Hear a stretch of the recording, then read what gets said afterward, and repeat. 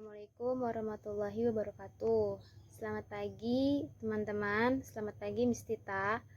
Perkenalkan, saya Wulan Indah Permatahati dari kelompok 4 NPM 2018 1250 1018. Pagi ini saya dan teman-teman saya akan membahas tentang contrasting between Indonesia and English in Lexis and Morphology System. Jadi, dalam hal jumlah suku kata dalam satu kata, bahasa Inggris sangat berbeda dengan bahasa Indonesia. Kata-kata dalam bahasa Inggris kebanyakan bersuku kata satu, sedangkan kata-kata dalam bahasa Indonesia kebanyakan bersuku kata lebih dari satu.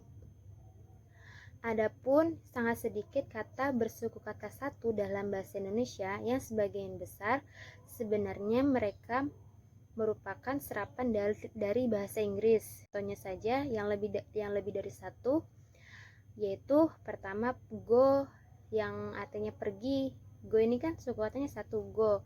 Lalu pergi ini suku katanya lebih dari satu atau dua suku kata, pergi. Lalu ada meet, satu suku kata, bertemu, berjumpa. Bertemu itu 3 suku kata, bertemu. Jumpa 2 suku kata, jumpa. Lalu ada sleep, itu 1 suku kata yang artinya tidur. Tidur ini 2 suku kata, tidur. Lalu ada tree, itu 1 suku kata. Selanjutnya, kata-kata yang memiliki arti dasar yang sama memiliki bentuk yang berbeda. Dan ini kali ini bergantung pada tata bahasa kategori yang mereka miliki. Example, he is healthy. Lalu, his health is terrific. Contoh selanjutnya, the table costs $2 million. It is a very high price. Terima kasih. Sekian presentasi dari saya. Yang selanjutnya akan dilanjutkan oleh Gia. Kurang lebihnya mohon maaf. Assalamualaikum warahmatullahi wabarakatuh. Assalamualaikum warahmatullahi wabarakatuh. Nama saya Cynthia Gia Priscilla. Di sini saya ingin melanjutkan penjelasan dari Wulan. In Indonesia, there are quite a lot of words of the same basic meaning, having the same form, although they belong to different part of speech. The example is, dia sakit, sakitnya membuat saya sedih, atau dalam bahasa Inggris bisa dibilang, he is sick, the pain make me sad. Sakit, in the first sentence, is an adjective, and in the second sentence is a noun. The same semantic category is referred to by the same word in Indonesian. Specialization or specification is shown by the word modifying the word of category. The example is, a person who has been trained in medical science is always called doctor. Dr. Gigi is a dentist, Dr. Bedah is a surgeon, Dr. Hewan is a veterinary. Flesh of animals used as food, including fish and bird, is always called daging. The example is, daging sapi is a beef, daging babi is a pork, daging ayam is a chicken, daging kambing is a lamb. Indonesia has a great number of words borrowed from English.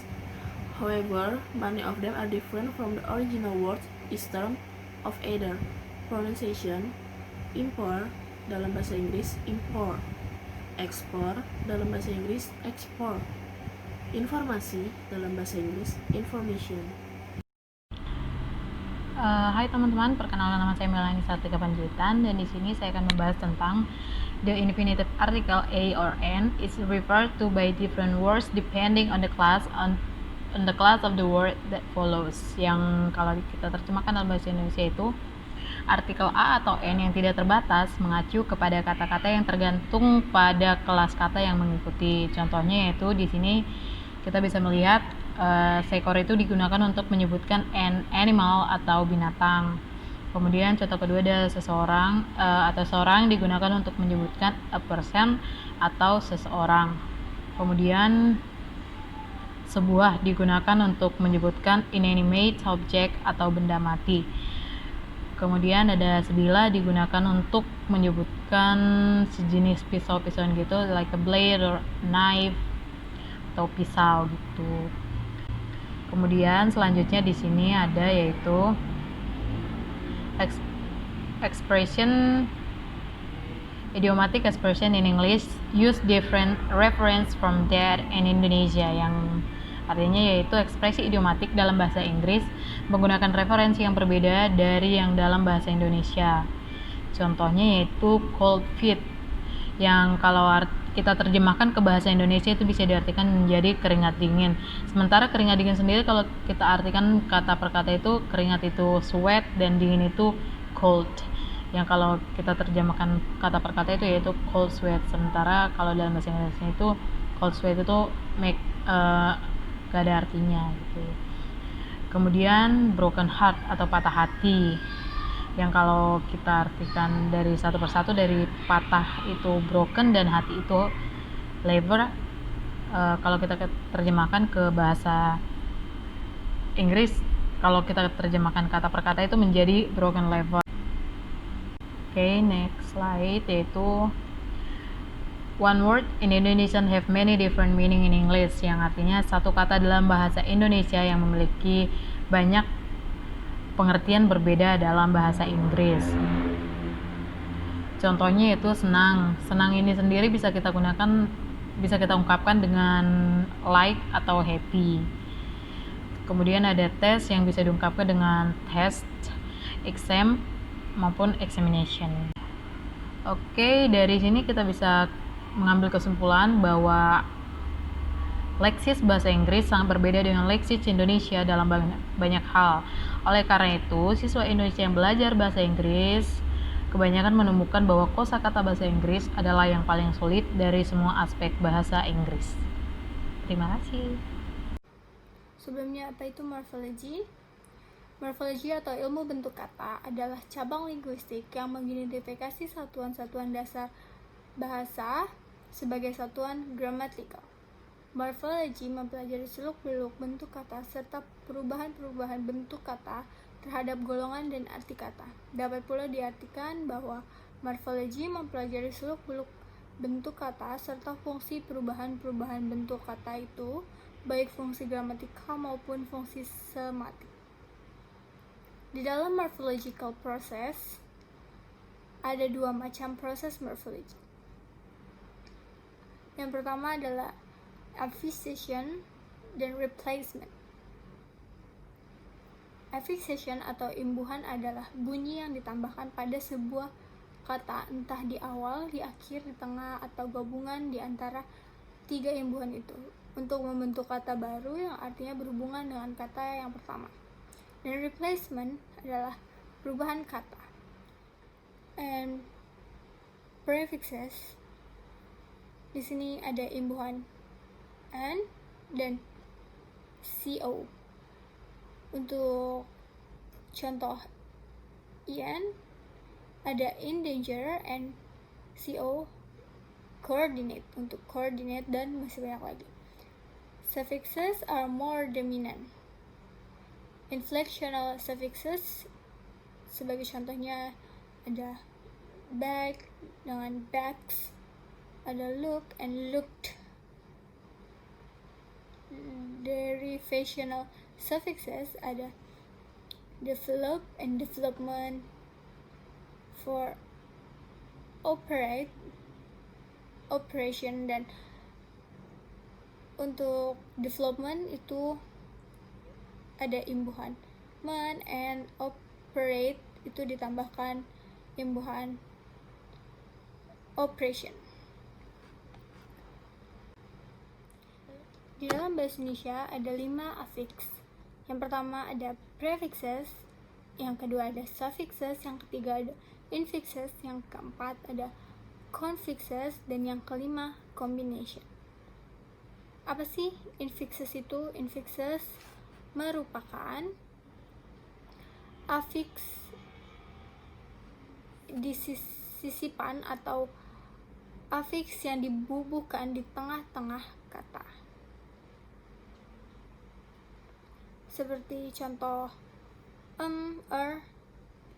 dan untuk contoh ada tali temali, dan yang ada gigi gerigi. Dan yang confixes di situ adalah afiks yang terdiri dari prefiks dan sufiks yang ditempatkan di antara kata dasar. Seperti contoh kata kedalaman yang berasal dari kata dasar dalam. Yang kedua ada pelarian yang berasal dari kata lari. Yang ketiga ada perdagangan yang berasal dari kata dagang.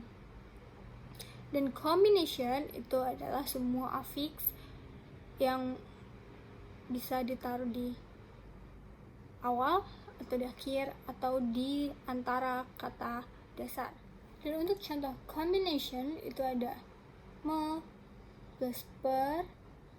Kita bisa memberikan contoh mempercepat, dan di situ ada mempertemukan yang sudah ditambahkan dengan me plus per dan kan, dan di situ ada mempertemukan yang sudah ditambahkan dengan me plus per dan kan, dan ada dipergauli yang diawali dengan kata di dan per dan diakhiri dengan i. Untuk replacement occur in noun, verb, and adjective. Untuk sebagai contoh, criterion menjadi kriteria itu adalah sebuah noun, dan perubahan itu bisa juga untuk go, when, gone itu menjadi kata verb, dan good, better, and best adalah adjective. Reduplication is an important device to show plurality, yang artinya banyak. Sebagai contoh, her houses are big. Untuk di bahasa Indonesianya kita bisa bilang rumah-rumahnya besar. Dan contoh kedua, he came here many times. Dan di dalam bahasa Indonesia dia datang ke sini. Untuk original duplicate itu ada kupu-kupu, yang di bahasa Inggrisnya ada butterfly, dan kura-kura ada a turtle. Karena di dalam bahasa Inggris untuk menunjukkan plurality itu hanya ditambahkan s, dan sementara di Indonesia itu kita pakai reduplicate. Dan the problem from Indonesian learners difficult in morphological process replacement because Indonesia no change word. Jadi di Indonesia itu tidak merubah kata, sedangkan di bahasa Inggris itu merubah kata. Sekian dari saya. Untuk slide berikutnya akan dijelaskan oleh teman saya. Terima kasih. Hai, saya Alvira Alfiani akan menjelaskan tentang part of speech. So, part of speech adalah kelas kata atau golongan kata dalam satuan bahasa berdasarkan kategori bentuk, fungsi, dan makna dalam sistem gramatikal. Terdapat 4 kelas kata atau 4 golongan dalam part of speech, yaitu yang pertama adalah noun, kata benda. Di sini ada contohnya book, books, bag, and bags. Contoh tersebut sudah diberi suffix ya, suffix jamak. What is suffix jamak? Itu tambahan huruf s di belakangnya, seperti book menjadi books. Book adalah buku, books dapat diartikan menjadi lebih dari satu buku atau banyak buku. Begitu juga dengan bag adalah tas, and bags lebih dari satu tas, yaitu banyak tas. Jadi akhiran s itu sangat mempengaruhi arti kata dan makna itu dapat merubah. Dan yang kedua itu adalah verb, kata kerja. Kata kerja di sini sudah diberi prefix an, yaitu correct menjadi uncorrect. Dan yang kedua contohnya sudah diberi akhiran ed, yaitu walk menjadi walk. Dan contoh berikutnya adalah adjective. Adjective yaitu kata sifat. Kata sifat di sini sudah diberi akhiran er, dari strong menjadi stronger. Dan selanjutnya adalah adverb, yaitu kata keterangan. Kata keterangan di sini quick menjadi quickly. Jadi semua suffix, prefix itu dapat merubah kata, sudah pasti merubah makna dari kata tersebut. Sudah tidak sama lagi artinya. Oke, dalam bahasa Indonesia tidak ada proses morfologi dalam kata sifat dan kata keterangan. Afiksasi lebih dominan pada kata benda dan kata kerja di Indonesia. Contohnya adalah suffix an. Pada contoh berikut, awal kata itu minum dan ditambah suffix an menjadi minuman. It's the different meaning gitu ya, sangat berbeda makna. Oke, dan selanjutnya contohnya ter. Awalan kata ter, dari kata pertama baik ditambahkan ter menjadi terbaik. Beda lagi ya katanya jadinya. Dan di sini terdapat kesulitan dalam bahasa Inggris adalah proses morfologi di bagian infiksasi, karena di bahasa Inggris belum ada infiksasi. Dan kesulitan dalam belajar orang Indonesia itu sulit untuk memahami proses morfologis pada kata sifat dan keterangan. Selanjutnya saya akan membahas tentang word order. Apa itu word order? Word order dalam bahasa Inggris adalah urutan kata yang sudah diperbaiki. Oke, jadi katanya udah memang harus seperti itu gitu. Jadi udah benar semuanya. Dan di dalam bahasa Indonesia urutan kata itu lebih fleksibel ya. Jadi bisa kayak ngacak gitu, tapi tetap artinya itu gitu. Yang dimaksud adalah ya itu. Dan di sini ada contohnya, contoh word order di Inggris dan di Indonesia. Di Inggris ini kalian bisa melihat di slide they talk about it with me. Dan di Indonesia dapat diartikan menjadi banyak kata. Contohnya, 1, mereka bicara hal itu pada saya. Mereka bicara hal itu pada saya. Yang kedua, hal itu mereka bicarakan dengan saya. Yang ketiga, mereka dengan saya bicarakan hal itu. Itu adalah arti-arti dari satu kalimat yang ada di contoh they talk about it with me. Sekian dari saya, dilanjutkan oleh rekan saya. Terima kasih. Di sini ada contohnya, contoh word order di Inggris dan di Indonesia. Di Inggris ini kalian bisa melihat di slide they talk about it with me. Dan di Indonesia dapat diartikan menjadi banyak kata. Contohnya, 1, mereka bicara hal itu pada saya. Mereka bicara hal itu pada saya. Yang kedua, hal itu mereka bicarakan dengan saya. Yang ketiga, mereka dengan saya bicarakan hal itu. Itu adalah arti-arti dari satu kalimat yang ada di contoh they talk about it with me. Sekian dari saya, dilanjutkan oleh rekan saya. Terima kasih. Selanjutnya penjelasan tentang klausa. Klausa adalah sekumpulan kata yang berisi verba, tetapi tidak dapat terjadi secara terpisah. Klausa hanya merupakan bagian dari kalimat. Contohnya dalam bahasa Inggris, he is very angry, dan dalam bahasa Indonesia, dia sangat marah. Dan petunjuk selanjutnya dalam bahasa Inggris bisa dibilang I will be here tomorrow, atau dalam bahasa Indonesia saya akan di sini besok. Dan contoh yang kedua, they went to Jakarta, atau dalam bahasa Indonesia mereka ingin ke Jakarta. Oke, di sini saya akan melanjutkan penjelasan dari Mailani, yaitu klausa tanpa sebuah subjek yang tidak ada padanan atau yang setara untuk menjelaskan it. Contohnya dalam bahasa Inggris, it's very hot today, artinya panas sekali hari ini. Lalu yang kedua, it was raining yesterday, kemarin hujan.